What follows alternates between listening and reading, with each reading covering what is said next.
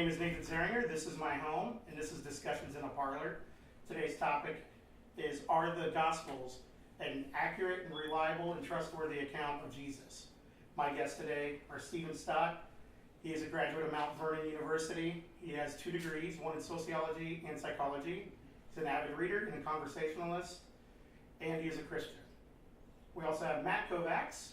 He attended The Ohio State University. He is a member of Free Thought Dayton, and he was born and raised Baptist.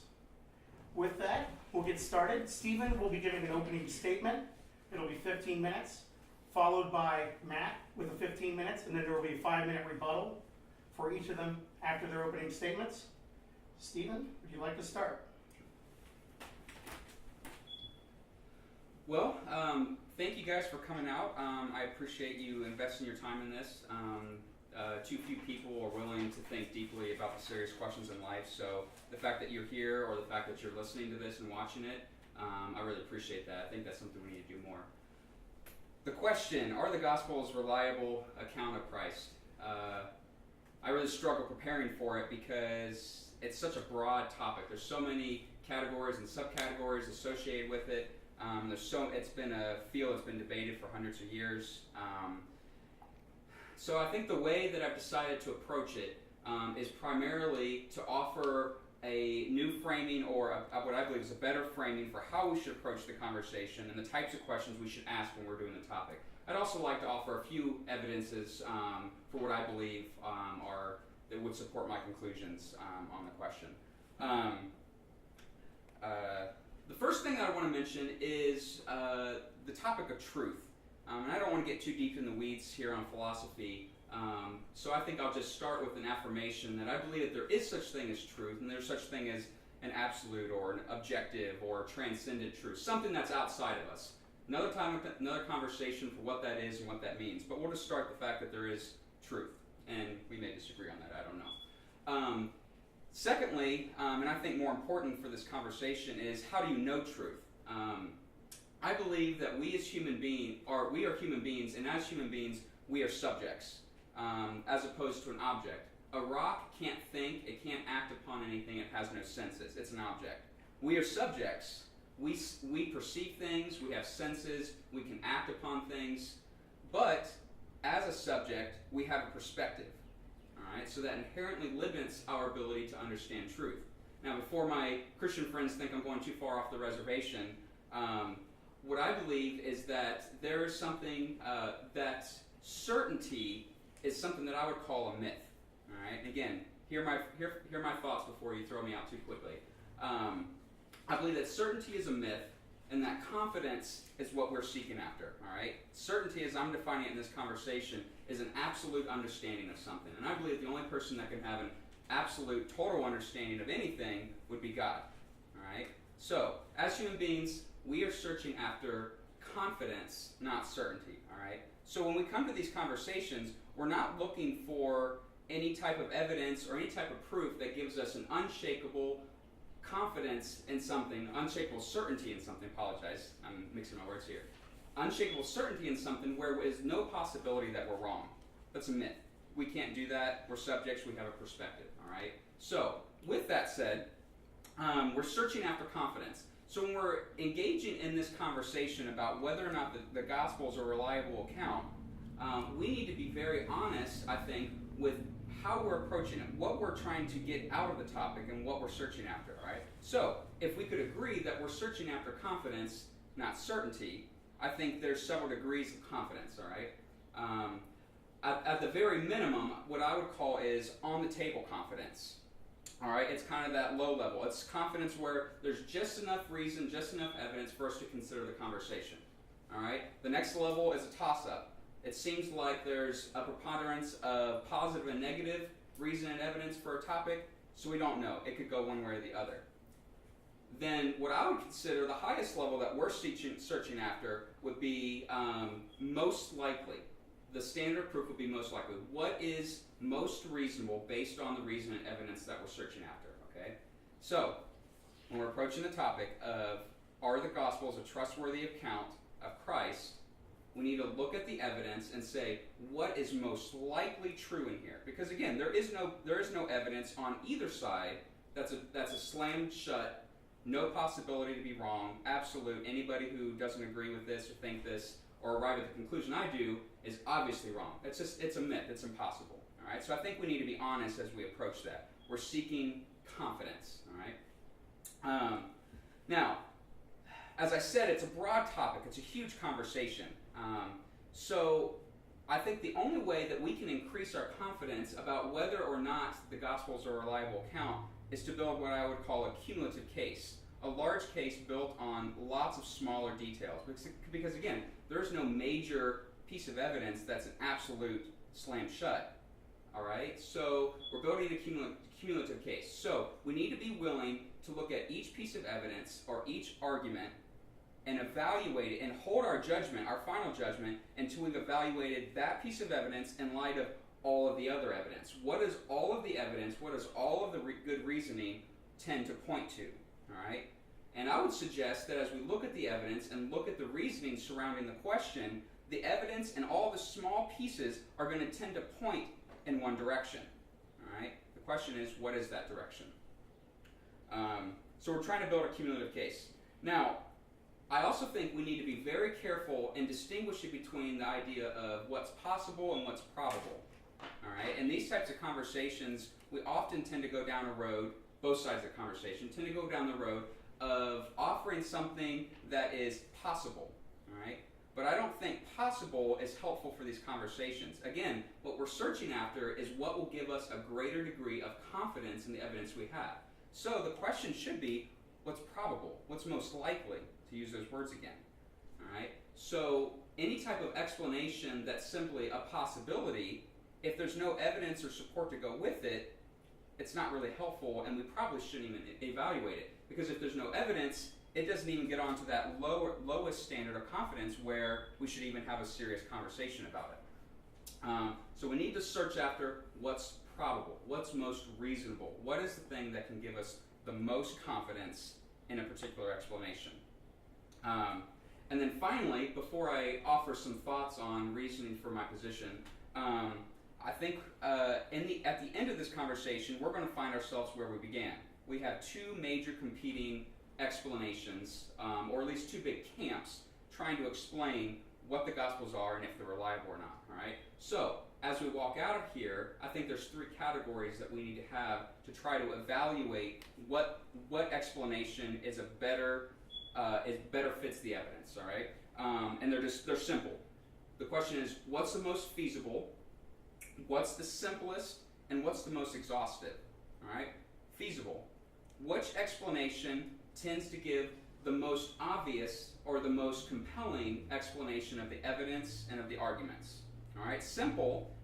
People often refer to the idea of Occam's razor. The simple solution tends to be the one that's correct.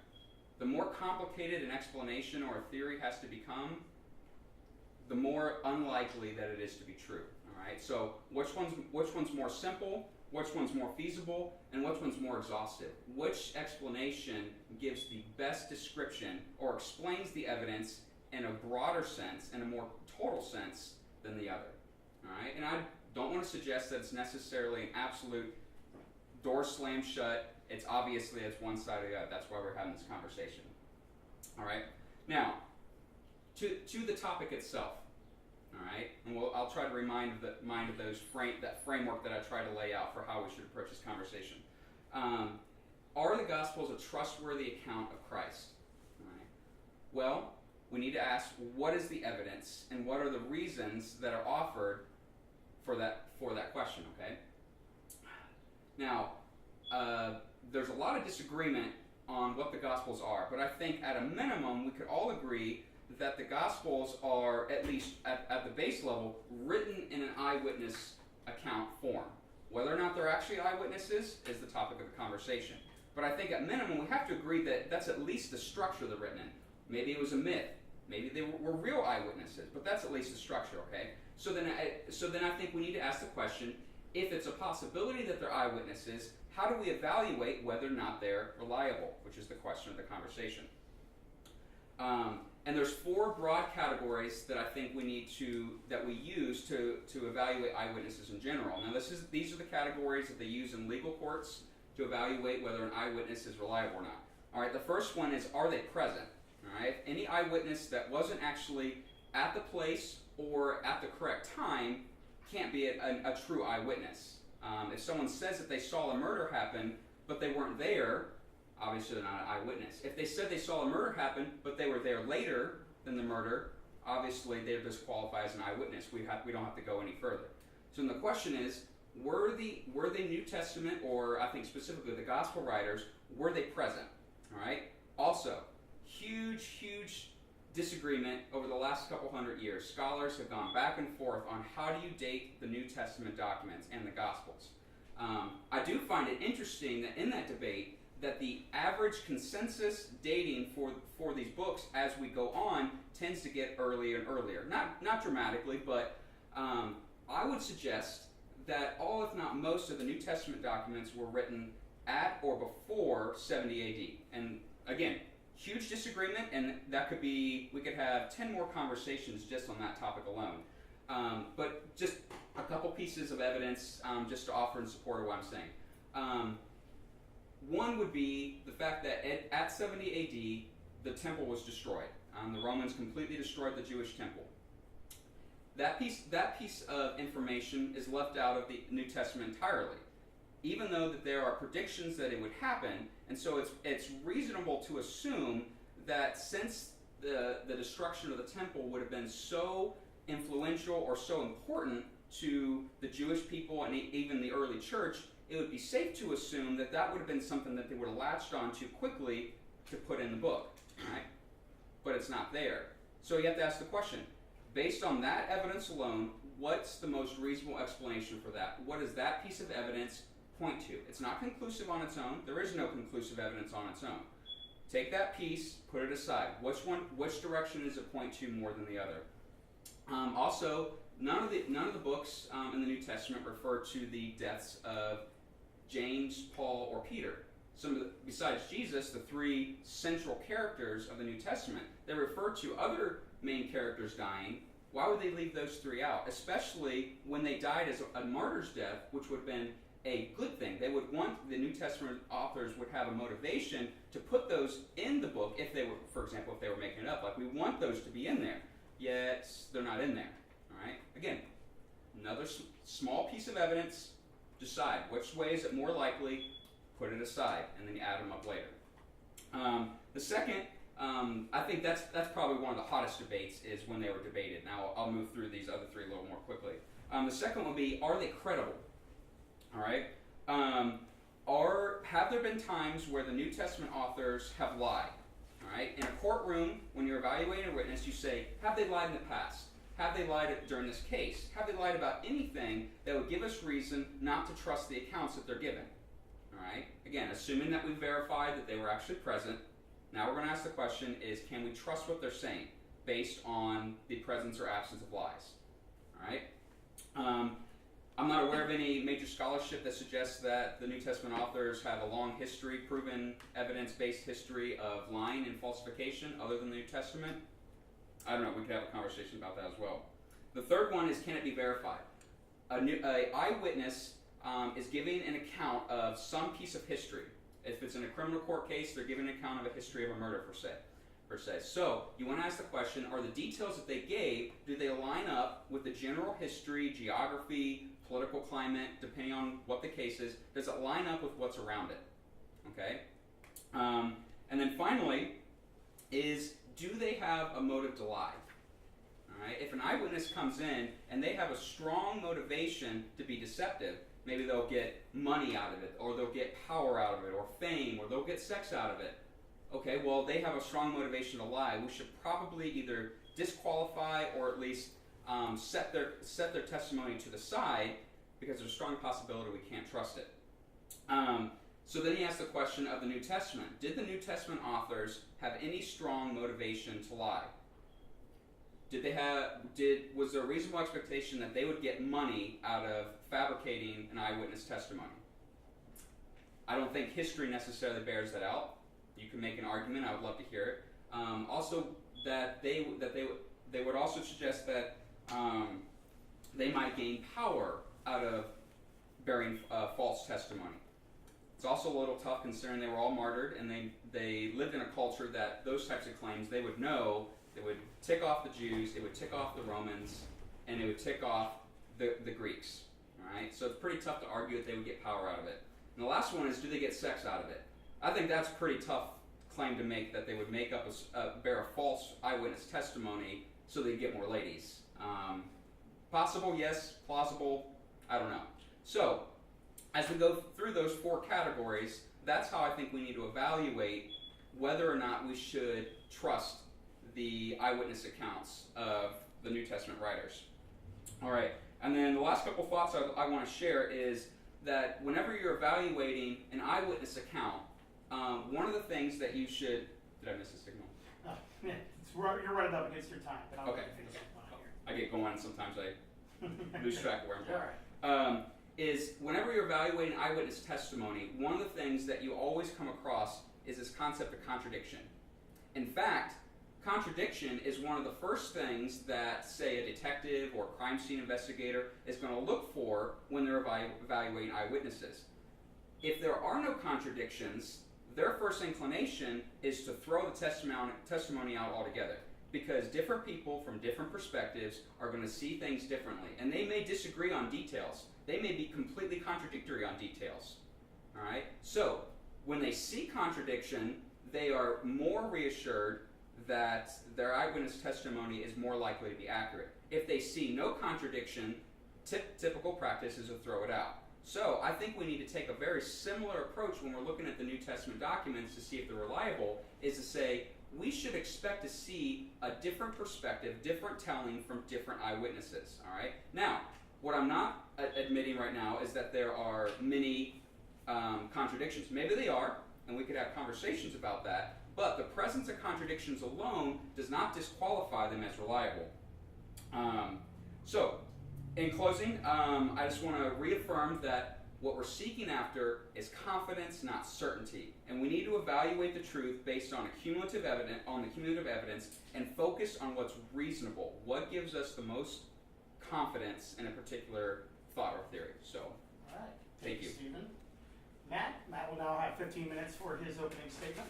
All right, thanks for that, Stephen. I'm going to address a few of those in my opening statement. I think you made some good points here, but I think the first thing we need to do is discuss the claims of the discussion.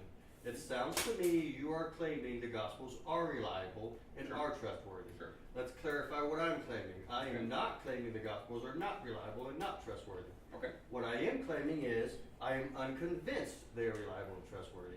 Okay. The only intellectually honest starting point in any investigation of a claim or evidence is skepticism. Okay. The position I don't know yet. Okay. So we're going to start this discussion in my opening statement deciding, is it reliable and is it reasonable to be convinced? So first, what will it take to convince us or to convince me? Sure. I don't know what it'll take, but I know what won't convince me. Sure. Things that won't convince me. First, we have to realize extraordinary claims require extraordinary evidence. If we are to trust the Gospels on an improbable claim that a man died for 3 days or walked on water or did all these miracles, we have to prove or show beyond a reasonable doubt that they can be trusted on probable claims or the basic claims. That makes sense. If we can't trust them on the claims which we know are reasonable, we have no reason to trust them on the claims we can't verify.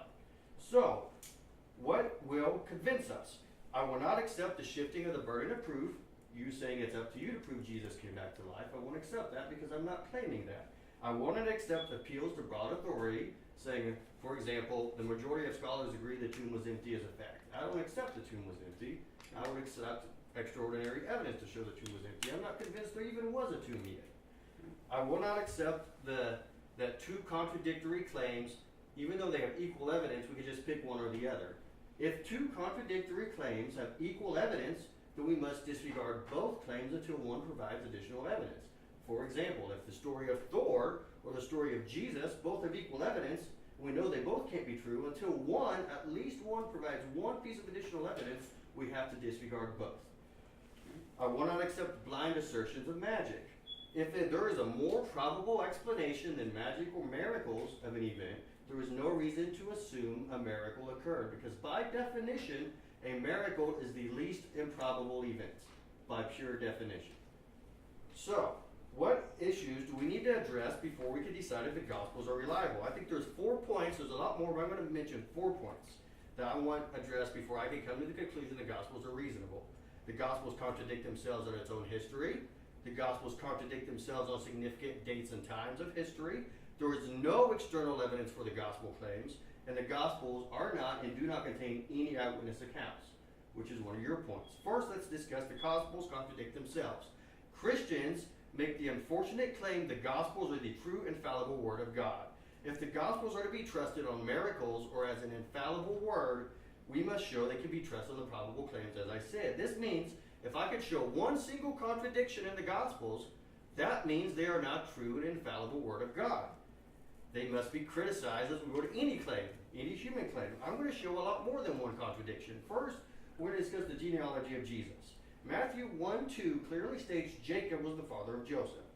Luke 3:23 clearly states Eli is the father of Joseph. Even if you can reconcile those two names, if you examine the whole list of genealogies, there's a different number of generations and different names through that whole genealogy. They're irreconcilable as far as I can tell. The Gospels contradict themselves with significant dates and times throughout history. Take the birth of Jesus just as an example. Matthew 2:1 has Jesus born during the reign of King Herod. Luke 2:2 has Jesus born during the reign of Quirinius. The problem is Herod died in March of 4 BC. Quirinius didn't even come to power until 6 AD.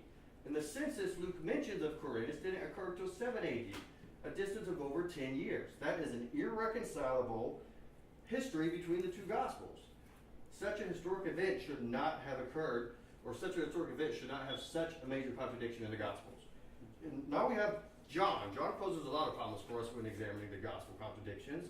Let's talk about the Last Supper and the crucifixion. Matthew 26:17 has the Last Supper occur on the first meal of Passover. Mark 14:12 agrees with this. It states the lamb was being slaughtered the day of the Last Supper.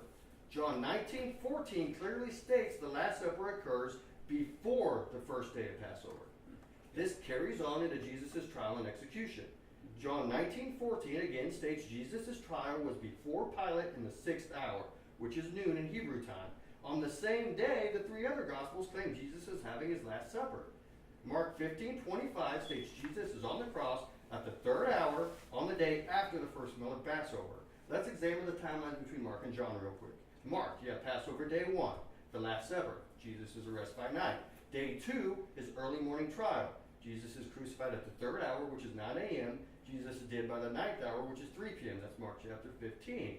John, we have the day before Passover, Last Supper, arrest by night. Passover day 1, Jesus is before Pilate at the 6th hour, which is noon. Sometime later that day, Jesus is dead. By day 2, Jesus is already dead. It is an irreconcilable timeline. But if they were eyewitnesses, they wouldn't have made such a huge discrepancy between themselves. And I've heard the argument John uses Roman time, Mark uses Hebrew time. Even if I accept that claim, which I don't, it doesn't reconcile the different days. And I won't accept that claim because it would be unheard of a Jew living in Jesus' time to use Roman time. It would be pretty much blasphemy for them to go by that time, especially in their own gospel. The day discrepancy also poses a problem for the prophecy of Jesus being dead for 3 days and coming back alive on the 3rd day in Matthew, Mark, and Luke. It does not fit. So, the next point I want to make is there is no external evidence for the Gospels. And this is what I find most damaging, as you said. If it can be reasonable and trusted, there should be external evidence. I will say, and I will show, that no contemporary historian of Jesus' day not only mentioned him, they didn't mention any of the claims of the Gospels. Rome is one of the most recorded eras in ancient civilization. I can tell you significant dates about Caesar's assassination, burning of the temple, astronomical events, earthquakes, all the specific dates that scholars and historians of the time wrote down. And the Gospels claim that Jesus was a celebrity. He was sought over by all those in Judea and Jerusalem. He wasn't silent, yet no historian of the time mentions him. Matthew even mentions upon Jesus' death, there was a huge earthquake, darkness, even dead people came out of their graves and walked around and talked to people. So let's talk about the historians who actually lived in this time or were contemporaries of Jesus. Josephus is first, most famous for his Antiquities of the Jews. Josephus wasn't technically a contemporary of Jesus. Antiquities of the Jews was published in 94 AD, 60 years after Jesus' supposed death. Still, Josephus knew nothing about Jesus or his miracles. Antiquities of the Jews, Book 20, Chapter 9, is the only mention of Christians or Jesus in Josephus' work. All it states was a man named James, who was called the brother of Jesus, was executed. Now, many other Christians like to point to the Testimonium, which is in another Josephus work. This is a blatant forgery. And I don't say that because it's convenient to my conclusion. I can say that because I can display it. First, let's read the Testimonium before we say why it's a forgery. It states, about this time there lived Jesus, a wise man, if indeed one call him a man, it goes on, and he was the Messiah. A couple reasons why this has to be a forgery.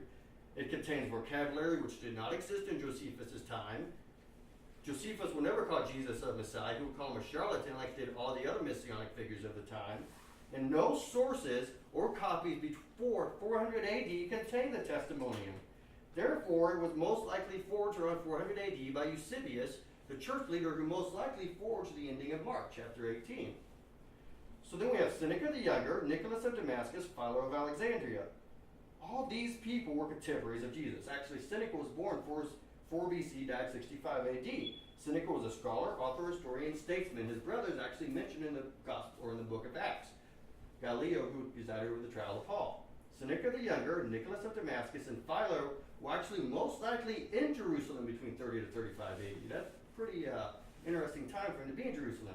So you have Matthew, who claims there was an earthquake, darkness, dead people coming back to life, and we have Seneca, Nicholas, Philo writing down much less interesting facts, much less weather, trials, all these things going on, but they never mention any of that.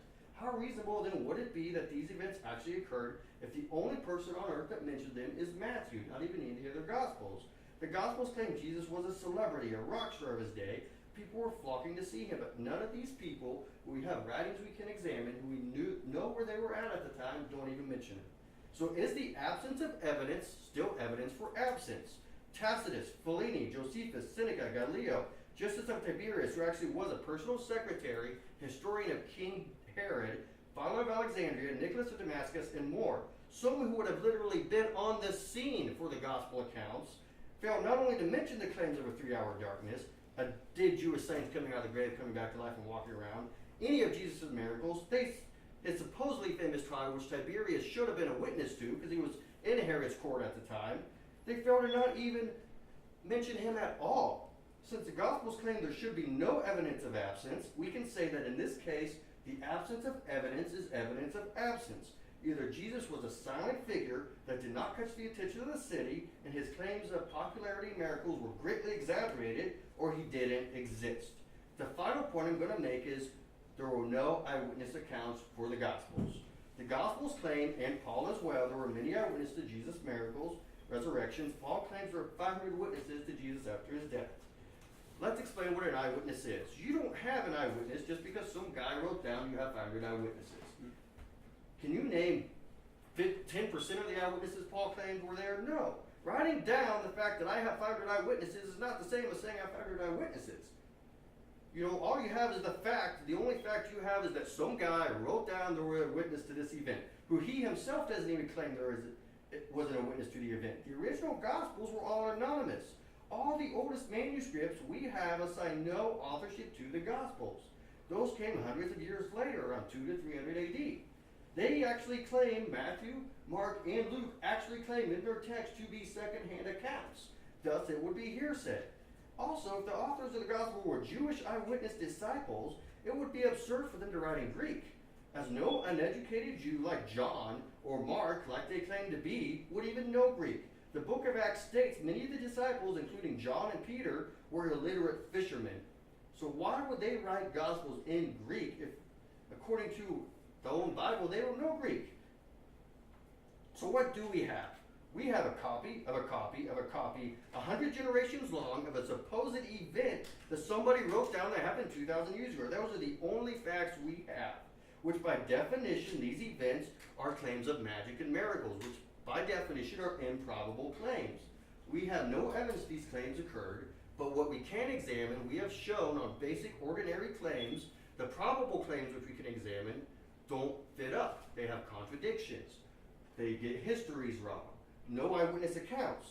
So even, for example, even if we accept there was an empty tomb, which I don't, it would be unreasonable unreasonable based on what we just showed about the Gospels and the reliability that it was empty due to a man coming back to life. The Gospels fail the skeptical, critical burden of proof. Thus, it is unreasonable at this moment to say they are reliable and trustworthy. It would be more probable, though highly unlikely, that Jesus had a twin brother, stole his body, pretended to walk around Jerusalem as Jesus coming back from the dead. That's highly unlikely, but by definition and by what we can examine, it's more probable than a claim of magic. So, that's it. That's my opening statement. All right, excellent. Thanks, Matt. I guess we'll go back to a rebuttal of Stephen's original. Stephen has 5 minutes or 10 minutes. Yes, 5 minutes. 5 minutes to rebut Matt, and then another 5-minute rebuttal from Matt after that. Sure, thank you. Yep. Man, add a rebut. Always the fun part, right? Yes. And I'll admit right off the bat that there are many details and many, you've mentioned a lot of examples, and I make no claims to knowing answers to all of them. I would suggest that there are many scholars who have approached these and have given reasonable or compelling evidence, but that's not meant to convince you. So how do I rebut your statement? Where do I start? What I would ask would be, when we talk about contradictions, I think we need to make a distinction between contradictions of details and contradictions of substance. And with that, I would love to hear a more detailed explanation on what you mean by, or how you're evaluating a document based on if there are contradictions on one point, we can't trust substantive claims on another point. I would love to hear some more deeper, broader explanation of that. I think that many, if not most, of the contradictions that are claimed, again, if there are even contradictions, tend to be contradictions of details. Again, assuming that they're legitimate. None of the New Testament authors disagree on the substantive issues that this person Jesus actually lived, that he actually walked around, had an earthly ministry, that he taught things, that he ticked off the Jews, that he ticked off the Romans, that he was actually arrested and killed by the Romans, that he actually was buried, that he rose from the dead. There was eyewitnesses. All the things of substance, which are the things that we're disagreeing on, there's agreement. There's not only agreement across the gospel writings, there's agreement across the whole New Testament, as well as the early church fathers, which stem all the way from the apostles' lives themselves all the way up to now.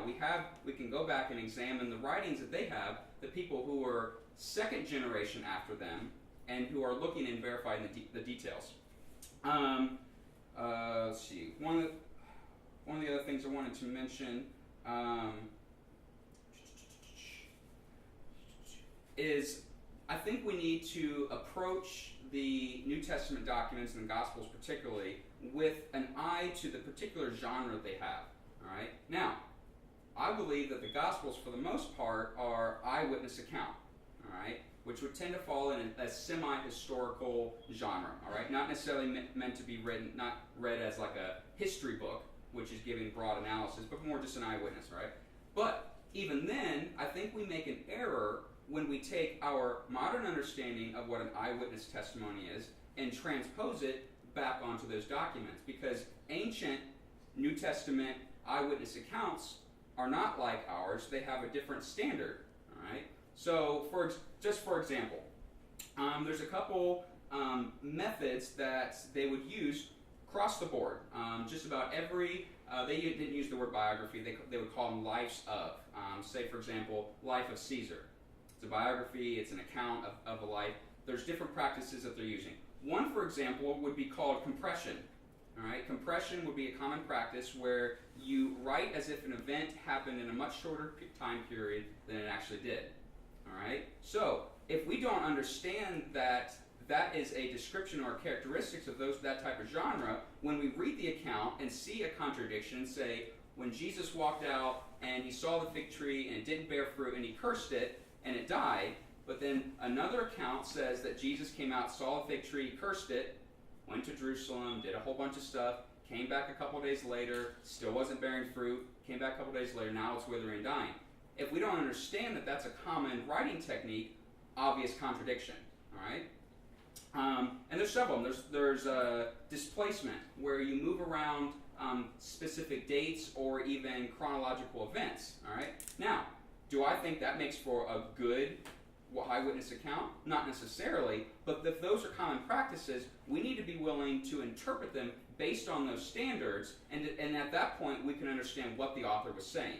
All right. Now, these categories are pulled from all the other authors and sources that were writing, all their contemporaries from that day. So I think we need to be willing to evaluate upon that. My time. I think we're getting close. We're right about there. Yeah. Go ahead. All right. Go ahead. Matt, we'll have 5 minutes to rebut Steve's. Okay, well, thank you. Well, by your own definition, it sounds like you just claim the Gospels do not have good eyewitness accounts because they contradict significant dates. So we can say they have bad eyewitness accounts, which is one of my points I made. So we can't trust them for eyewitness accounts. Then you said when they fail the claims we can test, like the dates of history, like Herod and Quirinius, they fail those tests. Why should we trust them on claims we can't test? Just because it's convenient to our conclusion is not a good reason to trust them on those claims. So like I said in my points, we can't just appeal to magic because that's what we want. We have to have good reason to appeal to magic. And just because 4 people wrote it down, but they got all these other facts wrong, which are clearly wrong, you can't reconcile the dates between Herod and Quirinius. You can't reconcile the different days in John and Mark for his crucifixion. Then why do we want to trust them on claims we can't test? Like I said, by definition, a miracle is the most improbable event to occur because it's an unnatural thing. That doesn't mean it can't occur, it's just improbable. So why would we make sense and say, well, it's easier to say a man died for 3 days, came back to life, than someone stole his body? Just because the Gospels don't say that, obviously the Gospels have a bias to say Jesus died. That's their points. So what we're trying to establish is what their claims they are making, are they reasonable? And I said, I thought I made it very clear that when we test them on the claims we can test, the reasonable claims, the basic claims, ordinary claims, which only require ordinary evidence, they fail that test. And like you said, the eyewitness accounts, well, for a fact, you can look at the beginning of Mark, or look at the beginning of Luke, and they clearly say they're not eyewitnesses, they're copying it down. Luke claims to be a follower of Paul and wasn't even around Jesus. So he's secondhand hearsay, a secondhand source. So obviously he's not an eyewitness. Mark also claims he's copying it down. There's no, anywhere in the Gospel of Matthew does he say to be a disciple or follower of Jesus. So if you just take the text on its own before 200 AD, nowhere does Matthew claim it's written by a guy named Matthew. In fact, even in our most current Bibles, it doesn't say that. It's just assigned authorship. So we have no eyewitness accounts of these events, but yet because it's convenient and just because all these 4 people agreed, which there's hundreds or thousands of Gnostic Gospels which disagree with a physical resurrection of Jesus, but just because these 4 agree, that means it's most likely Jesus came back to life, most likely he walked on water, most likely he did all these miracles. Again, these events would catch the attention of all these historians who were in the day, who were silent on the era. The Gospels, for such a significant event like his crucifixion or even his birth, I can tell you the date Caesar was born, the date Seneca was born, but yet they get it wrong by 10 years, which obviously means they were unaware of the true date, at least one of them or both of them, which again goes to if 2 contradictory claims have equal evidence, we must disregard both claims, which is what happens with the birth of Jesus and the the death of Jesus. So I think those issues still haven't been addressed, and until we do, we have to say it's unreasonable to believe the Gospels are reliable and accurate. All right. With that, I believe we're moving to an intermission after the opening statements. Is that correct? Yeah, about 45 minutes. Or 45. Oh, yep. Right. Yep. We'll take a brief 5-10 minute intermission, and we'll be back with discussions in a parlor.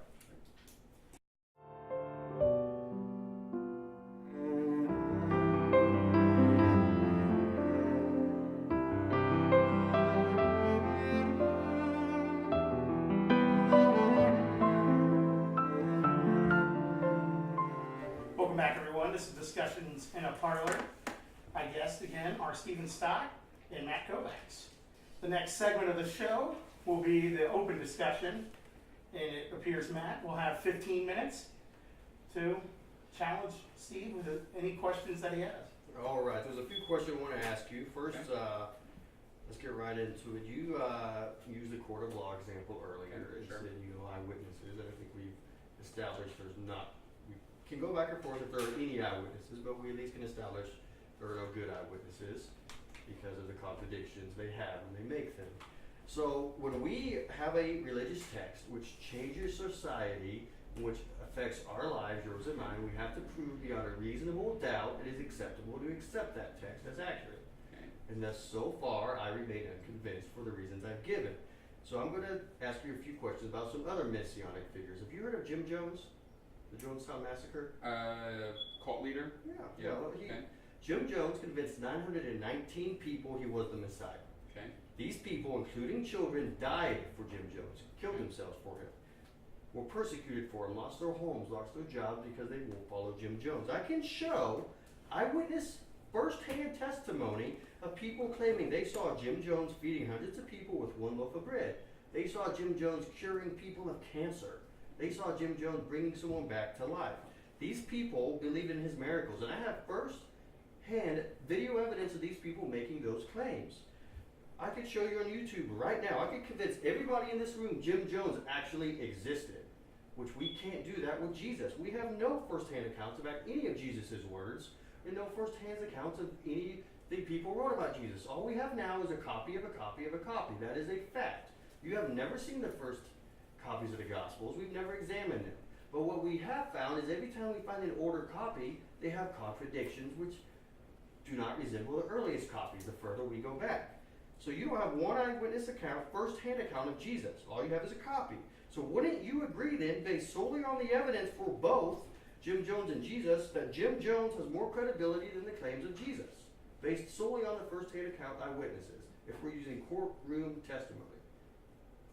Question. Question. Well, I'll start with saying that I'm not familiar with the details of the Jim Jones case, so I'm not really sure I can give any thought to it because, I mean, I'm only getting the details that Based you've got. solely on the evidence of first The evidence we that- have to compare the eyewitness accounts of the Gospels and the eyewitness accounts of Jim Jones. Well, who has more credibility? Well, the evidence that you've offered in the conversation, so I'm not sure that's sufficient for me to give a pronouncement on that specifically. I don't know if you want to end the question with that concern. That was the crux of what you were. Well, if I can show you a video, first-hand account of someone saying, I saw Jim Jones raise this person from the dead.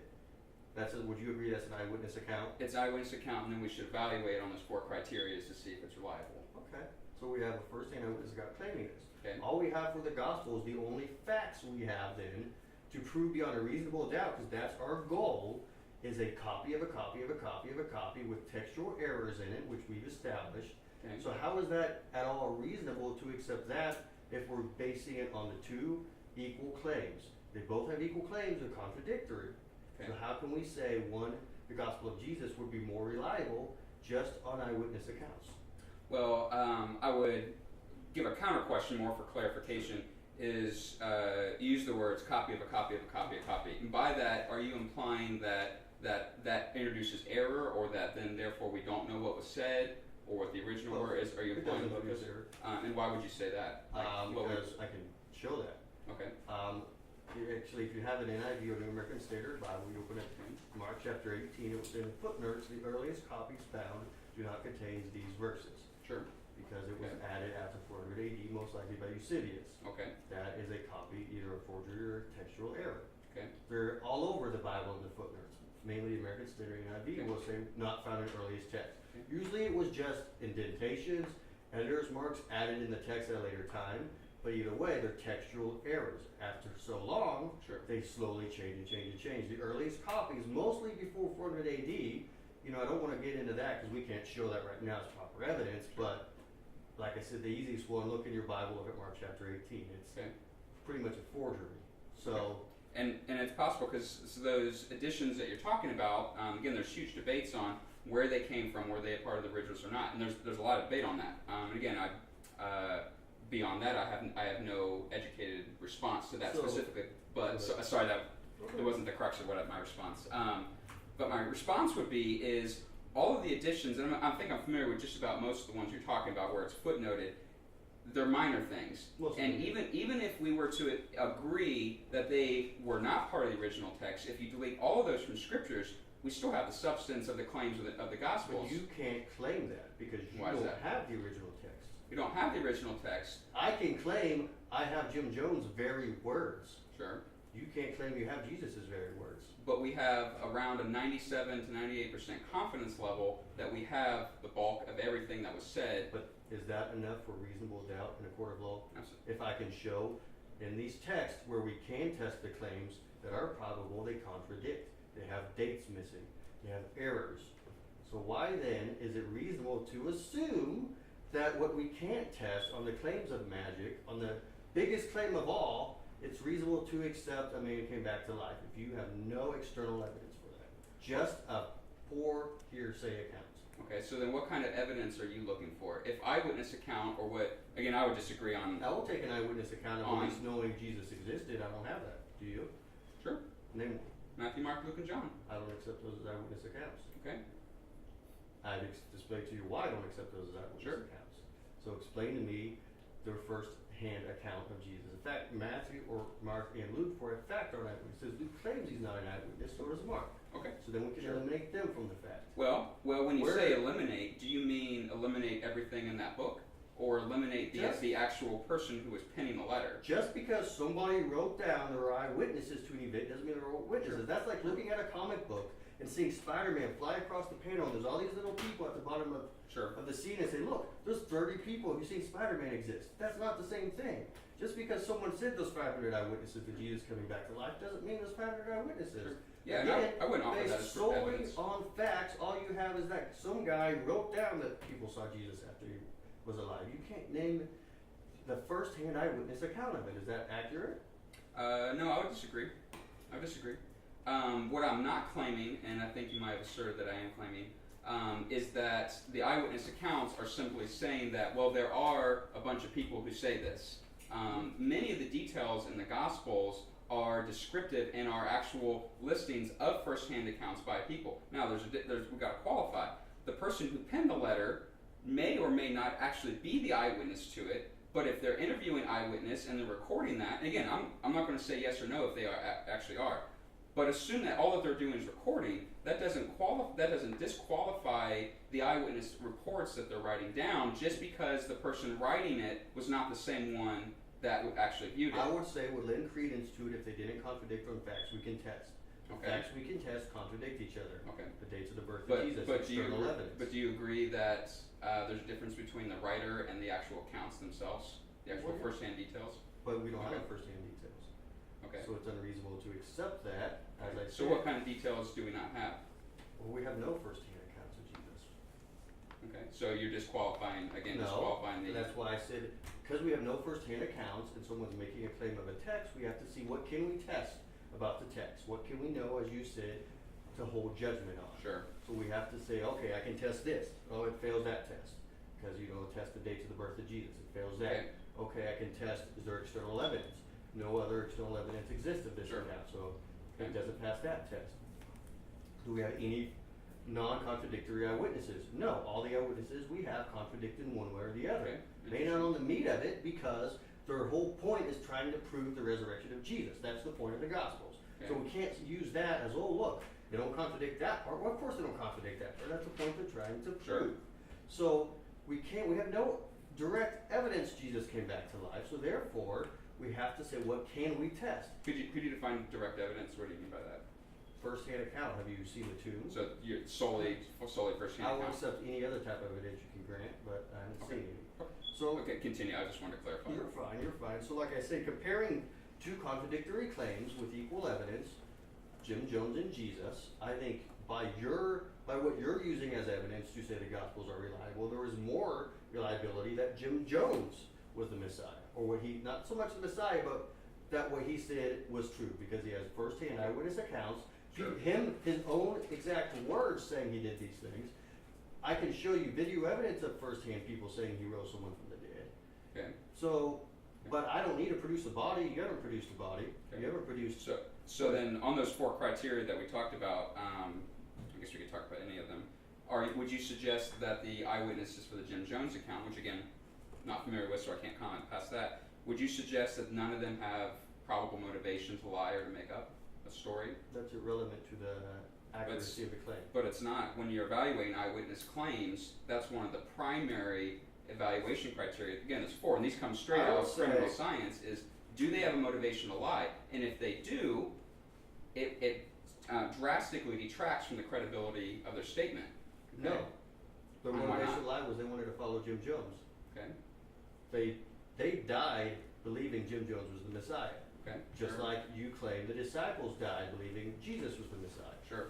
So you can't say one believed more than the other. Okay. Based on solely the facts, we know they both died believing Jim Jones was the Messiah. Okay. So whatever the motivation Could you- was, in this case is irrelevant because they both had the same Well, outcome. for details, again, and for education for myself, like how did they die? They committed suicide. In what way?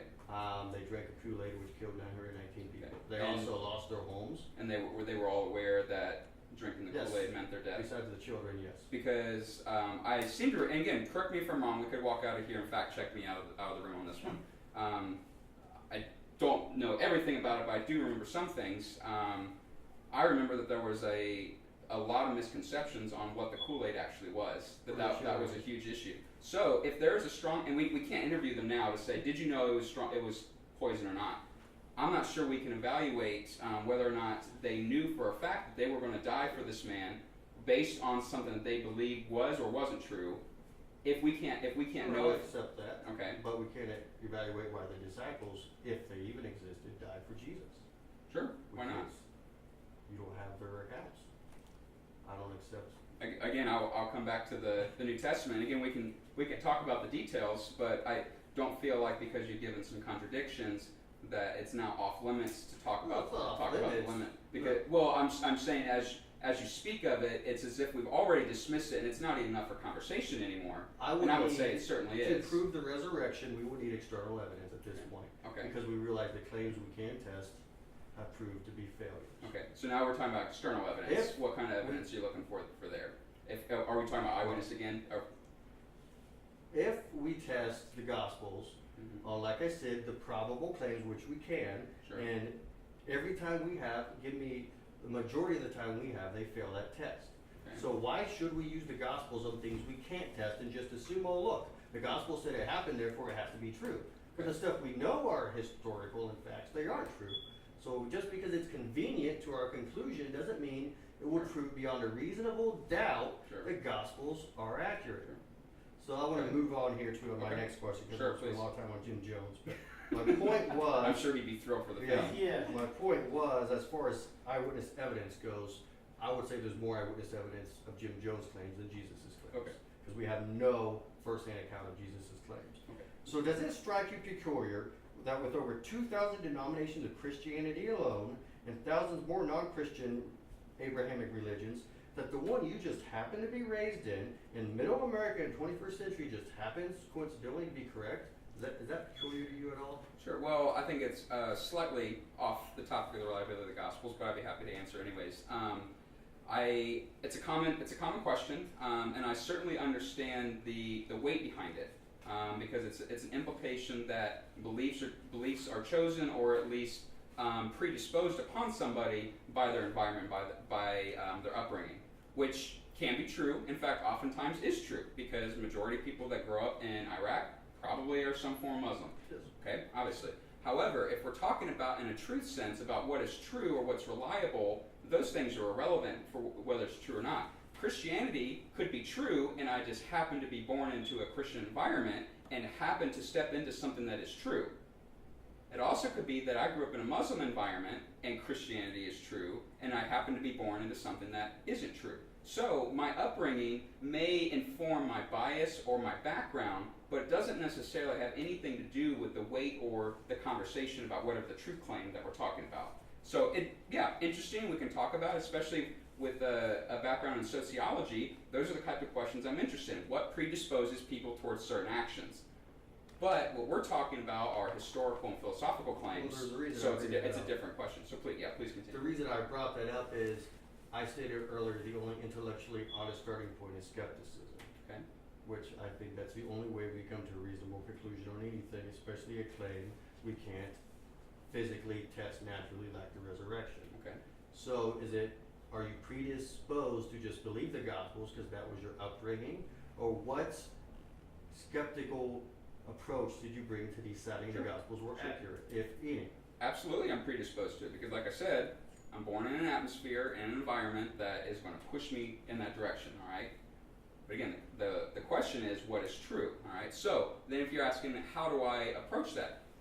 I didn't start as a skeptic or an atheist or any other religion and convert to Christianity. I grew up in this climate and simply took the mantle of Christianity onto my shoulders. I accepted it. However, my starting doesn't necessarily have anything to do with my reasoning, because my reasoning post-conversion can totally trump the reasons for my conversion. In fact, if I look back and I look at the reasons that I became a Christian in the first place, and I think, oh, those are pretty shaky. Theologically, philosophically, pretty shaky. I want to look at what are my reasons now for believing what I believe. So my upbringing, again, should be irrelevant to the topic of what is true and what is not true. Again, interesting to inform the background, and it does predispose, but I think the real question is, what is true? How are we going to approach true topics? What are the means and methods we're going to use to evaluate? And then let's evaluate the claims based on that. So I think that's what's more important. So. All right, we ran through your 15 minutes for open discussion. Questions? How dare you use your 15 If you would, I would like to allow a contextual question for your Jim Jones portion of it. I mean, is it fair to really compare the evidence that can be brought up between those two events, considering the advances in technology? Since Yes. why would you claim that? Would Jesus not know there was video technology when he existed? If he existed, You're saying that Jesus should have brought up No, I'm saying if he wants to convince someone like me, if he wants to convince me of his claims, he should be smart enough to know what would convince me, correct? All right, I mean, I'll just If wanted someone to bring up it's the not point so much that for Jesus, it's the two claim, very different historical but times. the claim is who And that has burden of more evidence, I credible think, proves evidence. a tremendous amount of other things as well that are incorrect. Exactly. But I just it's not so wanted much to. proving the claim is true, it's which is more reliable based on the eyewitness accounts alone. All right, I just wanted to get that Right. historical context brought into the discussion a little bit. But I would think if Jesus truly was who he said he was, he would realize, he can spread his You'd have message some a other lot way to give his message that would in have a been more book that conveying and confuses most people. an accurate way. I understand your question. All right, moving on. It is now Stephen's 15 minutes for Sure. open discussion with Matt. Sure. Well, again, response. It's always a tough one because we've probably covered at least a dozen different major areas of discussion, major areas of academic research and scholarship. So, I mean, by the definition and the structure of this debate, I'm going to have to ignore quite a few of them. So I apologize. Wish we could have more time for conversation to address those. So I think for my conversation with you, I would like to ask your perspectives or your opinions on the reasons or motivations for the gospel writers, let's change it. Reason or motivation for the disciples to make the story. Because we have a story, we have gospels that are written down, so there is something. So the question is, why was it written? Was it something that actually happened? Was it made up? Was it a myth? Was it, there may be other categories I'm not aware of. So, to clarify, what motivation would you believe, if you don't believe that it's historical, what would be your motivation, or what would be your explanation for why they're motivated to write such stories, including the rest of the New Testament? So why would they write it if it wasn't true? Why would they write it? What's the reasons? For people that write a lottery, why would they write the Quran if it wasn't true? Quran claims to be a first-hand eyewitness account. Sure. Many of the gospels don't claim that. Sure. So why would they write that? People make stuff up all the time for different reasons, religious reasons. They may have actually believed it. That could be one of the reasons. They may not have believed it. They may have just wanted more power. There's a million different reasons. I almost find the motivation irrelevant to the truth or the accuracy of the claim. Okay. Because we could test the claim, like you said, are they historical accounts? Well, give me an example of them being a historical account, because I've given you 30 or more examples of them not being historical accounts. So why did they make up this story? Well, because Christianity was growing at the time. People, someone at some point started talking about Jesus. Paul started talking about Jesus. Okay, well then Mark came along, wrote it down after Paul. Then Matthew copied Mark and supposedly the Q document, so forth and so forth. Do you have any reason or evidence to support a story like that? Do you have I don't need anything to back it? I don't need any evidence to support that. Okay. Because I'm not claiming they are false. I'm claiming I'm not convinced. So I would need more. I would need more proof to show they are accurate and historical. Okay. All right. Now I'm at the point of I don't know their motivations, but I can assume, and it's irrelevant to me what they are. Okay, so you don't know their motivations, but do you feel compelled towards one side or the other? I feel compelled whether I don't know. I don't know So, if they honestly well, believed it. well, if you're claiming that you find yourself in the middle, not convinced either way, then what are some of the reasons or evidence that compel you towards the fact that they are true? If you find yourself in the middle. No, I'm at the point of saying I'm unconvinced it's reasonable to accept them. Okay. So So then it's reasonable to not accept them. it's reasonable to not accept them currently, yes. Okay. That's not saying they're not true, that's not saying they're not reliable. Could you explain the difference? Yeah, I'm the failing to see difference the is difference. I'm unconvinced is a statement of I don't know. Okay. I don't like absolute statements, Sure. first off. In the Sure, universe, they're dangerous. yeah. All the times they are. In the universe saying there is no God is completely different from saying I'm unconvinced God exists. That's a completely different statement. Okay. One is saying absolutely there is no God. One is saying I'm not convinced your God exists. Okay. I prefer that statement. Some call that a weak atheistic position. That's the position I prefer to take because I hate absolute statements because the universe always surprises us.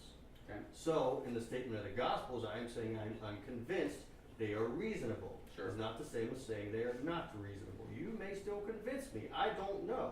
Someday, 20 years from now, I may be convinced they are reasonable. Highly unlikely, but it's possible. So that do you understand the difference? I think so. Yeah. So when I say what was your original question about? I don't remember either. The motivation of the author. Yes, so what motivation of will the author. point me toward one motivation toward the other? I find that currently irrelevant to whether they're reasonable or unreasonable. Okay. So motivation should have nothing to do with our evaluation of a truth. There's other stronger evaluations we can use against it. There's more evaluation we can use, like eyewitness accounts, Sure. contradictions. If there's external historical evidence, those would outweigh motivation. If all we had was motivation, then yeah, okay, we can use that. Sure. It's weak evidence. It's not strong, Sure. firm evidence, but it's Okay. evidence. Well, I would suggest that motivation would be a little more central to that because if the claims that they do contradict, that they're not reliable, if those are true, it mandates a different motivation for them. All right. So because I disagree with that. Okay. Why? They could still think it's true, just not be aware of each other's gospels. Okay. It's perfectly reasonable to me. There could be a million reasons. They could Okay. still think it was all a lie. Okay. And still just Sure. make it up as they Well, go. and then as I mentioned in the beginning, the difference between possible and plausible. If there's no evidence for a possibility, then it fails to meet the basic minimum requirements for the standard of proof to have in the conversation. So if there's no evidence for another reason or motivation that you're talking about like there, then I'm not really sure they're relevant to the conversation because lack of evidence is not evidence for your case. You can't say if there's no evidence Okay. against them not believing it's true, that's evidence they believe it's true. I don't think I'm suggesting that, Okay. but I may Then have worded Okay. it poorly. I guess the point I'm trying to make is that there has to be some motivation at some point, right? Sure. All I right. agree with that. And if they are claiming to be eyewitnesses or to be writing down eyewitness statements, again, another topic I'd love to dive into. I disagree with pretty vehemently on it. If they're claiming that, they're doing that in a historical climate where there are a lot of other people who would see or not see the same events. All right.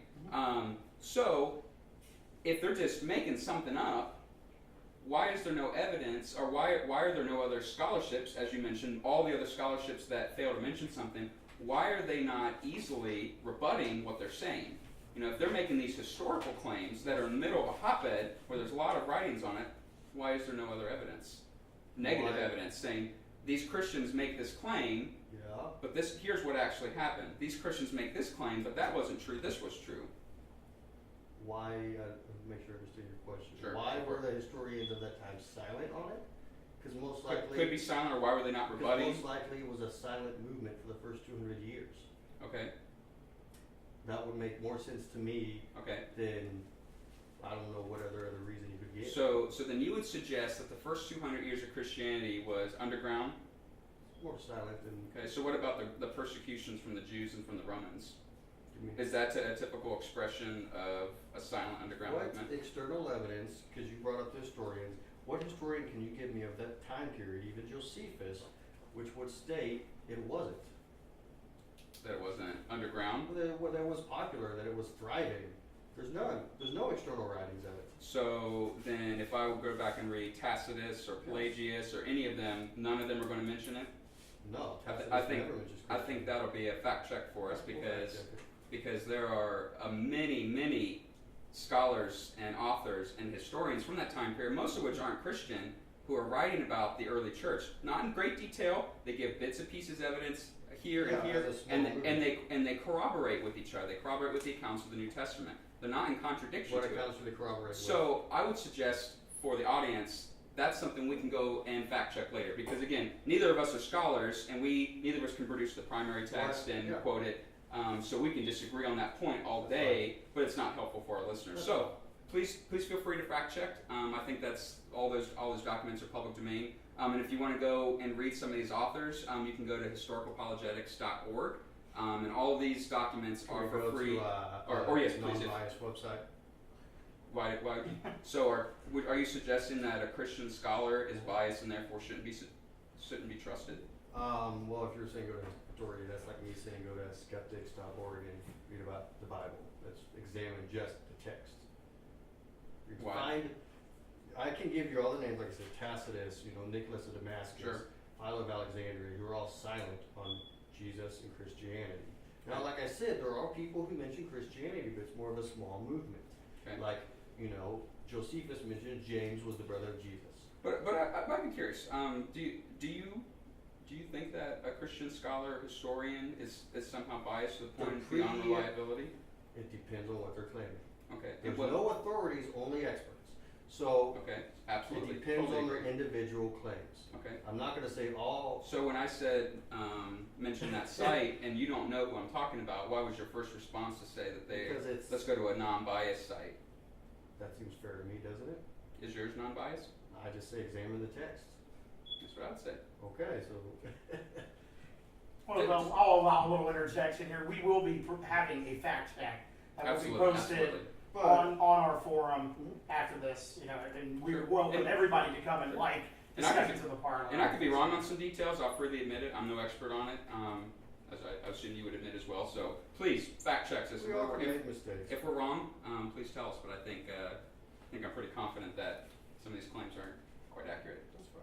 That's okay. And to keep it That's fair, we will have that's a what we balanced website sourcing on Sure. each one, Awesome. on each claim. That'd be great. So, That'd be great. Do I have some more time? yeah, you do. You can go forward. Oh, I'll I get allow to- for a little more time. I get to since ask stepped more in. questions. Awesome. Okay. Maybe I'll just cut straight to it. I would suggest that again that motivation has to be part of it, because again, if some historical evidence, as you say, proves that something didn't happen, yet these authors say it did, then they have to have some reason to say it and to do it. And what I would suggest is that at that point we're classifying it as a conspiracy, which could be criminal, but could not be criminal. Conspiracies don't necessarily have to be criminals. Basically, conspiracy is defined as a group of people get together, they decide to speak or perpetuate some type of fiction or lie, and do it in secret without revealing its nature, right? So if you have a conspiracy, and if it's not true, that's the only other explanation, is that either they are convinced that it's true and didn't see all the details that they said they saw, which other people saw as well, non-Christians as well, if it actually happened. Sorry, I think I mixed some of my words there. If that's not true, then I feel like the only other reasonable explanation is that they are intentionally making it up. All right, and if that's the case, it falls into another category of conspiracy, which there are characteristics and qualifications. When you look in sociology, one of the things that we do is we're looking at what are the rules or standards or structures that tend to predispose certain behaviors. What allows some behaviors to happen and other behaviors not to. So if you look at conspiracies, there are certain factors that go into it that allow for a conspiracy to happen, and certain factors that tend to prevent conspiracies from taking place. And I don't know how much time I would love to talk about that at another point. Well, Matt will have a chance to rebut some of the claims and stuff that you had Sure. there. We're moving into another rebuttal session. Matt, you have 5 minutes. The last thing you mentioned was it's a conspiracy. I don't know Sure. if it's a conspiracy, but you would have to say any other religious text that exists. Obviously, you don't think the Quran is true. Obviously, you don't think the Book of Mormon is true. Sure. Do you believe those? What was their motivation for writing the Quran? We don't know, but we can test it on other claims that say it's unreliable. Correct? You don't need to know the motivation of the author of the Quran to know it's unreliable. We don't need to know the motivation of John Smith to know his Book of Mormon is unreliable. We don't need to know the motivation of the authors of the Watchtower to know it's unreliable. What we need to do is test it on the claims we can test. Sure. The 4 points I mentioned contradict themselves, so it's external contradiction, contradict historical facts which we can test,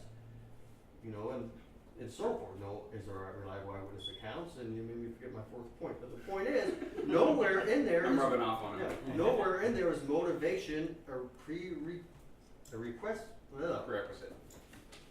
Need water. We're both That is not, on our words. that is not a reliable reason to decide whether a text or claim is true or not. Because like I said, you don't know the author's Quran's motivation, do you?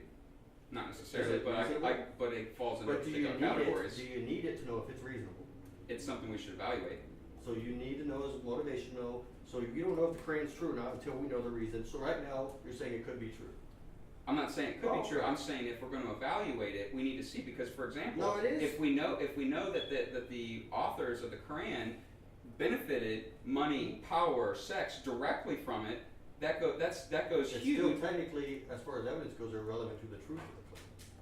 Not necessarily. Again, if we're talking about motivation as one of the factors for evaluating.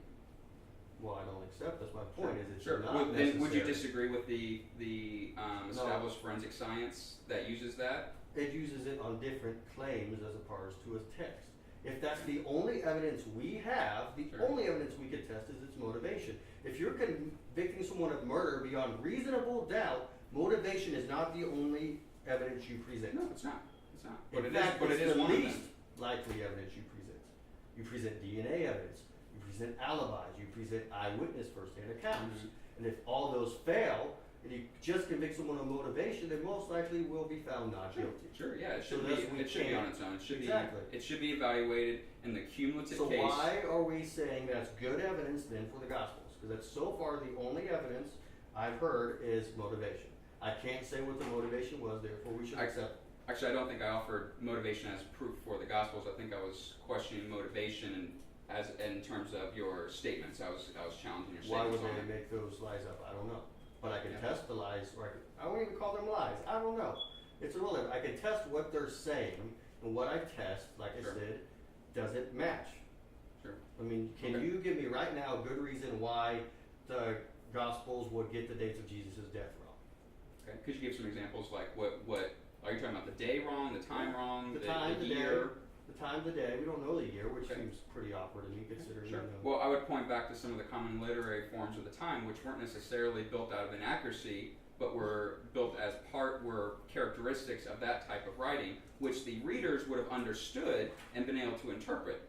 We're not privy to that So culture, they would so understood 6th hour and 3rd hour as being the same hour. they would have understood what the author was doing, and they would have understood either it's So the which sixth one or the is, which third. one is not historical? It's a good question, and there's a So lot of you don't know? scholarship on it. That detail I don't know. Okay. I'd So be why happy should we to trust look it it as a up historical document then? because I You don't can't know a tell detail. me which one is historical. Because I don't know a detail Well, on something. Are they both historical? Could be. So one happens on a previous day. It's again. At a different hour. I think we're making an No, anachronistic no, error it's when it's- we're making an anachronistic error when we're taking I'm taking our the test. our standard for what a eyewitness account or historical account would be, should be, or would look like, or have characteristics of, and imposing it on one where it wasn't that case. And again, the readers of the day would have understood that and known how to interpret it So in that light. is God the author of confusion? How is that It's relevant? Matthew. How is that relevant? Because this sounds like you have to do a lot of word matching to get exactly what God meant. It takes a lot of work to understand the scripture, Actually, considering that we're 2,000 Sounds years late. pretty clear when it says the 6th hour, the day before Passover, 3rd hour, the day of Passover. It does sound clear So to us. It does sound clear to us. It would have been which clear to one them. was it? Neither. It can't be both. It was either neither. That's a one or great the other. question we can look up. but that doesn't qualify as a contradiction that would disqualify it, considering the genre that it's written in. It doesn't qualify as a contradiction. Doesn't How do you qualify as define a contradiction? A contradiction would be any statements that disagree on the truth of the matter. I don't accept Any type. Okay. All right. We could disagree. All right, we'll move into Stephen's rebuttal time. Sure. I don't know if you just want to We continue just the kinda- general conversation. I know you're Oh, gonna I don't try to- know. That would make me uncomfortable. I You think I can might. further define contradiction, but Um. I'll leave it open for you. Absolutely. Sorry, I need to catch my thoughts here to see where No, you're all what right. I wanted to say.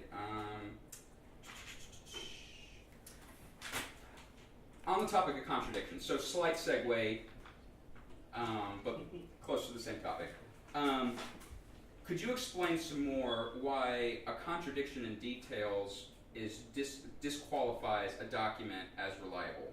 Why is a yeah, I already said it. Why does this qualify a document as reliable? Because we're trying to test if it is reliable. So if Okay. that disqualifies it as reliable, historically, we know they both can't be true.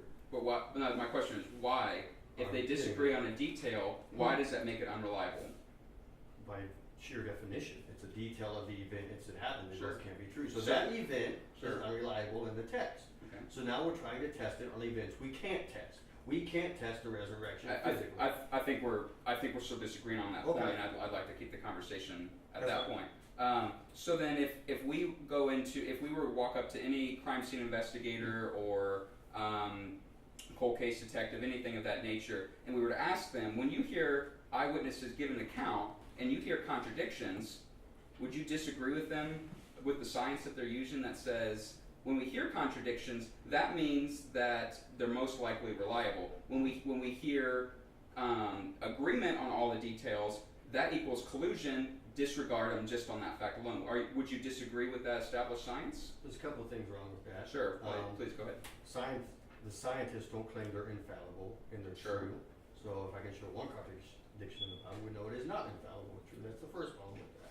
Second thing is, That's if an the interesting claim. Gospels, if a scientist or a crime scene investigator means that this guy died Tuesday at 4 p.m., he was stabbed in the back by a knife. Another guy came to me and said this guy died Monday, 5 p.m., he was shot in the head. They are both irreconcilable. Yeah, because they're So I disagreeing on substantive details. Not he wore a blue shirt and she says he wore a red shirt, which aren't substantive to But- the actual crime itself. so- What you're doing is changing the substance, and so it's not a fair How am comparison. I changing the substance? You're changing the very nature of the murder itself. Which is pretty much what the Gospels do. Okay, I would disagree. Most if not all the apparent contradictions, if they actually are contradictions of detail. No one disagrees on the substance that Jesus lived. No one disagrees on and talks of the authors. Disagree on the substance of the things that he taught, the predictions that he made, the fact that he was killed, that he was raised. None of the New Testament's authors are disagreeing on that. All They right. disagree So on those it. are substantive things, and what you're talking about is details. So even if I were to completely concede that all these contradictions are true and there's no good explanation for them, that doesn't change the fact that the substance is the same. But we can't test the substance. What do you mean by test? You can't test the fact that a man died 2,000 years ago Yeah, and we- came back to life. Exactly. We can't perform any So- scientific tests, so and so we're therefore- relying upon eyewitness testimony Which and we don't archaeological have, evidence, which we don't have. which I think we do have. Present to me an eyewitness, The- first-hand eyewitness I testimony. know we're coming right back to here again, but the New Testament is filled with eyewitness No. testimony. What are the facts? You have a copy of a copy of a copy. Okay, so you're looking for the original document. Well, the if you're going original to make handwritten the document. claim Okay. the original documents are more accurate than what we have, or more accurate than the contradictions we find, we can't say that's reliable. That's not the same thing. Are you familiar with the scholarly work that compiles historical documents Yes. to find, because there's a lot of historical documents that we don't have the originals, and so there's Yes. established scholarly work that says here are the methods that we can establish to find out what we can be confident in and what is accurate, what's a good description. So, for example, the Iliad I'm not Iliad here and to cut you off, but we have reached our limit on that session. I know Oh, it. That's okay. Well, if you would both agree, I can allow it to continue for a few moments. What's the next piece? We are into the moderated Q&A. Let's go to moderate, because that's going to be fun too. 'Cause, I mean, there's like 50 things that we could keep talking on. Yeah. All right, Matt, I think you're going to allow me to use a little technology here to read Well, you all have these some questions. for us. Yeah, put the clipboard down if I don't need. Yeah. These ought to be pretty interesting. Shoot some out right Okay, these are audience members' questions and people on the forum, general forums, and some that came to me via email and to Matt directly. And we compiled, I believe you have a little more than 10 here, Yeah. but we were going to go with the top 10, Yeah. if I'm not mistaken, as Matt felt. Or that- any 10. And we both, we felt, yeah. for full disclosure, we've both seen these questions beforehand, but we don't know which ones he's going to pick. Okay. All right. For Matt, some people believe in evolution. What proof is there to back that up? Quite a bit. Just a little on That caught me topic. off guard. That's right, right. Back up evolution. Well, first, I think the biggest, people who ask that question don't understand what evolution is. Evolution isn't so much, life coming from non-life. I think a lot of people misunderstand that. That's abiogenesis. Evolution is just the fact of, things gradually change over time. Like, the easiest example I give is you have an island with tall branches on it. You have very tall people living on this island, very short people living on this island. This is a very dumbed down version of evolution. So on this island with the tree branches are very tall. All the tall people hit their head, fall off cliffs. Eventually, over a long period of time, you have nothing but short people on the island because the branches don't hit them. That is evolution in action. It's really all it is. It's nothing to be scared of. It's nothing to say, oh, evolution means there can't be a God. There can't be a God. Evolution doesn't say anything about the origin of life. Evolution says what happens to life after it begins. Okay. It changes. The fact that I have a dimple is evolution. It's a mutation which can spread, and the fact that you have red hair, that's evolution. The fact that Asian people have the slanted eyes, that's evolution. It's just changes within a species over a long period of time. If you do that, we get into speciation over billions of years. If you believe in billions of years, it wouldn't make sense then that a long enough period of time, is that my time? So there you go. All right, next Well, question. and to clarify, I don't know if I gave a proper introduction, but you are given 2 minutes to Yeah. respond. Oh, in you this segment. We get Yeah. 2 minutes on. Yep. All right. Back to a more on topic question here. Oh, good. I was scared. Stephen, what proof would a reasonable person expect from events 2,000 years ago, except only the copies we have today? Sure. I guess that maybe to frame that a little bit better. I mean, what type of reasonable evidence outside Sure. of the copies? What should we expect to look for? Yeah. Absolutely. I guess with 2 minutes, I'll just put the categories.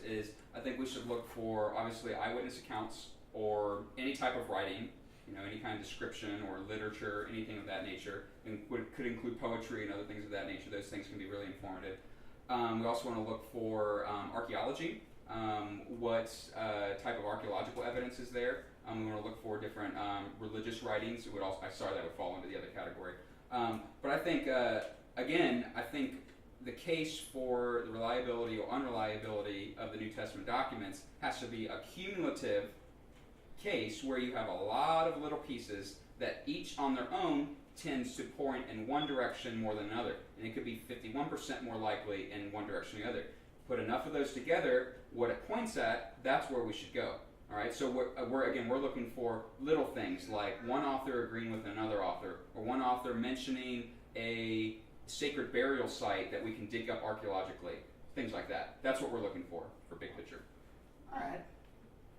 Matt, since the record of Jesus was penned many years after his death by different men, would it be reasonable to expect perfection in every detail? I think that's directly relevant to some of the questions you guys have had.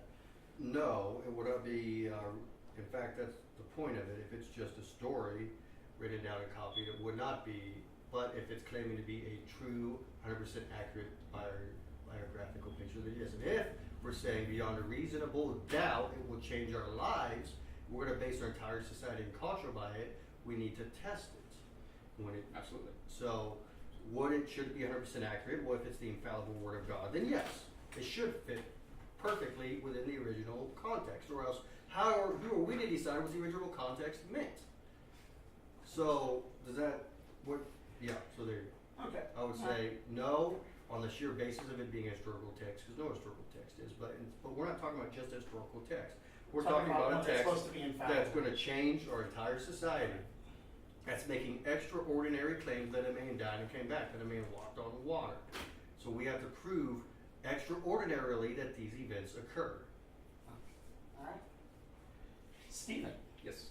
given the following information about the Gospels written in Greek, non-eyewitnesses living outside of Palestine decades after the events, no original copies exist, all copies contain contradictions or textual errors. What reason at all do we have to consider the Gospels accurate? Again, we're back to the accuracy. Well, it would depend on me accepting all the premises that were just offered there. Yes. I mean, I think every one of those, it needs a conversation on its own, because I would disagree just about all of them. Even to the point of I may agree with what they said, but what the conclusion should be. Like, for example, that they all contain penmanship errors. Well, what does that mean? What does that translate into? And it's the same thing we've been talking about, the nature of contradictions, assuming that they are contradictions. I have to keep throwing that out there for my Christian friends to make sure they know I'm not a heretic yet. But I think that's, All right. there's no way to respond to that otherwise. Okay.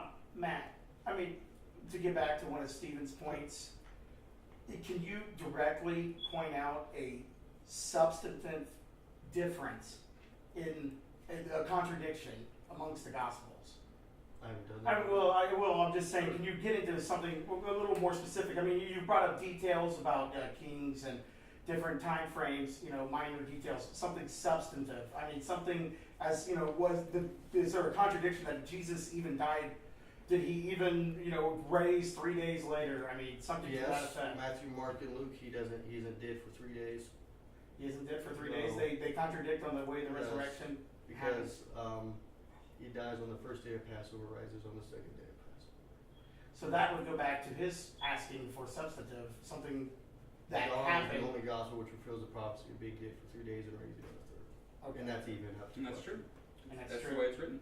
It's the way it is written, so that is a substantive. Just allow to clarify, because I heard that come up multiple times in this debate, looking for something substantive. So, all right, for Stephen, why doesn't Paul ever mention the virgin birth? Is it reasonable to say he didn't know about it? Not the question I thought I'd be asked. Why doesn't Paul mention the virgin birth? I think it would be reasonable to say that yes, he probably did know about it, concerning the amount of time that he spent, if the reports are true, being taught by Christ himself, but then also time with the other disciples. I would think that would be common knowledge. Why didn't he write it? Almost all of his writings are to specific churches or specific people for specific purposes, and so I think it's very likely that that particular little bit more minor theological detail, still important and substantive, but not necessarily central, might not come up as important to write into a short letter. I'm not sure that's necessarily an argument to say that he didn't believe that there was a virgin birth, considering the nature of most of his writings. He wasn't, That's a whole other debate. I mean, good question. I mean, It's really good. yeah, thank you for whoever's asking these questions. I Yeah, they appreciate do that. not have the names, so my apologies, otherwise I would give you the credit for the question. It's okay. Matt, if the disciples and Paul were all tortured for believing they saw Jesus, doesn't that make sense that they actually saw him after his death? Who would be tortured for a lie? Well, those people all throughout history usually they're tortured for a lie, or tortured for a delusion. Like I said, if we accept Jim Jones' account that they committed suicide believing he was the Messiah, or they lost their homes, or even, people are suicide bombers who kill themselves believing, that they're going to get 40 virgins or however many virgins in heaven. Again, in convincing me that a claim is true, their motivation for saying the claim is not relevant to the accuracy of convincing me it's true. Because like I said, I think we're dealing with such an extraordinary claim that can change the entire society we're based around, and to just say, well, I don't have good motivation why I would make it up, that's just shifting the burden of proof. I don't need to show why they're not making it up. It's their job to show me why what they're saying is true. All right, over to Stephen for the next question. Again, this is a little off topic, but these are the questions. This is my favorite. Why did God have to impregnate a woman with himself so that he could then sacrifice himself to himself to pay for the sins that he said he was going to forgive us of? If forgiveness, as the Bible states, does not require any form of payment or then acceptance. It's a little worded there. Man, there's a lot of stuff going on there. I know it's probably frustrating to the asker, but I don't think I can answer it because there's a lot of theological misunderstandings there, things that classical Christian teaching doesn't teach. Like, for example, why would God have to pregnate a woman with himself? That doesn't line up with classical Christian teaching. It's a misunderstanding of the Trinity, which is a difficult Christian concept. Yes. Whole other conversation, but there's several things in the question. I don't remember all of them, but if the premise of the question is false, I'm not sure I can offer a good answer. So, and again, no disrespect to who asked it. I appreciate the question. I'm not sure I can give any kind of good answer to it. I apologize on that. Matt, can you explain? Oh, I'm sorry. Can you explain to me, like I'm 4, is the Earth more than 6,000 years old, and how could you possibly prove that? What's your favorite question? I figured this question would come up. Why the Earth is 6,000 years old? There is a tree in Japan that has rings which date to 10,000 years. You can actually count the rings. There you go. So, all right, understood. I don't know what you're going to take for that. I'm sure I've heard him rail on this subject for hours. Does that mean I get a minute his time? He just gave it that up. sounds good I'll to take me. 3 I'm minutes. I'm just curious. Do you consider yourself an old Earth or younger creation? Oh man, you're going to get me in trouble with all my family and friends. Uh-oh. Well, you should answer. I would. I ain't going to get myself in trouble. I would consider myself in terms of the standard of proof that I'm talking about. I think I might be close to the toss-up standard, right in the middle. I think I lean a little bit more towards old Earth, but I'm not at a point where I can completely rule out young Earth. Not necessarily for scientific reasons. Maybe again, that's kind of complicated. I think I'm in a long 10, 20-year process of. But if someone put a gun to my head and I had to pick, I'd probably pick old Earth. Just curious. All right. But with some hesitation, lots of Because we hesitation. used up that last bit of time. Yeah, good idea. All right, this question was for Matt, but since Steve has the last question, I'm going to go ahead and ask it of Steve. In the past, people understood rainbows as proof for God, or earthquakes, a proof, excuse me for some of the way it's written, as proof for God, or earthquakes, a proof for his anger, and so on. Okay. Seeing as how we can never know the entire universe, what percentage of knowledge do we need to reach before God completely disappears? 8%. 8%. That applies 8% directly. I know you're probably not going to, give a number for when you think God will disappear. Yeah. but if you can speak more to the proofs. I think I understand the nature of the question. Yeah. And I think it's built on a false presupposition that I think it's assuming that, or implying, it's a question that's made, it's more of a statement than a question. Again, no disrespect to who asked it, I appreciate it. No, they were very substantive. When you ask the question, how much knowledge do we need to gain before God's no longer relevant or no longer true, it's assuming the fact that God will be explained, what we explain as God will ultimately be explained by science. Just because people in the past have explained natural phenomenon by God doesn't mean necessarily that if God does exist, that science can rule him out too. What people have done in the past is irrelevant to the conversation now about whether God's true or not. So, again, I think it's built on a false premise implying that it will happen, and I don't think... Obviously, I don't think it will. Yep, I think we are out of time for that segment. Great. We'll now be going into the closing statements, and Stephen, you will be given 10 minutes to make your... She's telling us we have 2 minutes to go over time. Oh, 2 minutes? We'll give a quick 2-minute statement. That's... I'll give a quick 2 minutes. Do you have I anything like to that come better. back at it about the young I was parents, all or- afraid of having to do another 10-minute statement. No, that's fine. Closing statement. Again, what I want to reaffirm is, I think for most of us listening, probably myself included, I think one of the biggest problems that we're facing is we're not asking the question well, and we're not approaching it with good assumptions and with good techniques for how we're going to evaluate the evidence. So again, I think we need to ask ourselves is, what standard of proof are we looking for? Just enough to be on the table, a toss-up, most likely? Are we looking for absolute certainty, which again, would suggest is a myth? So with that said, I think we should continue to go back and read and evaluate some of the claims that have been made. I think there's been a lot of claims made, and probably not necessarily, I pad the word a little bit, not necessarily fair, because there's no way you can respond to it. But please, all the contradictions that were brought up, please go look them up. Look at some of the sites we're talking about and evaluate the evidence based on that. And again, each piece of evidence as a one small piece in a larger puzzle, put it on the scale. Is it more likely that it's pointing towards this thing that's true, or more likely pointing to this thing that's true? Put that in the whole puzzle, and then when you're done, when you've looked at all of the evidence, what is it pointing to? What picture is it outlining? All right. So I think that's my. And then finally, thank you very much for taking part of this. Those of you who are here and those of you who are watching. We need more people to think more deeply, Christians and non-Christians alike. In our culture, we have lost that as an art, and we are lacking for it severely. So thank you for that, and appreciate your time. All right, I'll give a quick 2 minutes here.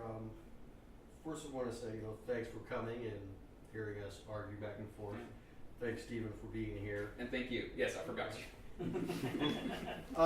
Like I said, when we're examining how much proof we need, when we're making a claim which has never happened before or since, like a man walked on water or came back to life from the dead, we need the most certain proof, reasonable doubt, fullness proof we can get that there's, because we're making a claim that has never been observed before or since. So we need beyond any reasonable doubt whatsoever, and we haven't got that with the Gospels. We don't, there's just no reason we could say we do by what we've displayed. All we have for a fact, just examine the facts we have right now in front of us. We have an event, some guy wrote down that happened, that's it. Just this guy wrote it down. We have a book of it. We have 4 guys writing it down, and what they write down, they get wrong on the details. You could say it's not substance, that's fine, but they get details wrong about it. So that's the only things we could say for a fact we have. Some guy wrote down, 2,000 years ago, this thing occurred, which hasn't occurred before, since, or after. And I would say you would agree it won't occur again, that a man will walk on water right again. That's a good guess. I think I would agree. So was the tomb empty? Was there 500 eyewitnesses? What, did Jesus even exist? I don't know. But I'm not convinced yet that they did, or the claims that they did happen are made beyond reasonable doubt. Because in a court of law, we need reasonable doubt. So far, the motivation isn't a reasonable doubt. Having a guy write something down 2,000 years ago, which we can't examine, isn't reasonable doubt. So I would say you have no first-hand account of the words of Jesus. You don't have anything written by Jesus himself or a video of Jesus saying something. So I would even go so far to say your faith isn't in the words of Jesus, it's in what the unknown authors claim the words of Jesus were. That's what our faith is put in, what people say Jesus said, because we don't know specifically what Jesus said. We're trusting that these people got it right, and that's fine, we can trust that. But that's all we're doing. Our trust is in the people who wrote it down. The trust is in man, not God, not Jesus himself, because we don't have Jesus' exact words.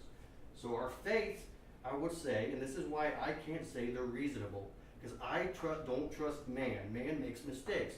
Man obviously makes copying errors. Man lies, as you said. There's all these motivations we can't trust. So I can't trust the Gospels because they're written by man. And all we're doing is trusting the claims of men that Jesus did these things.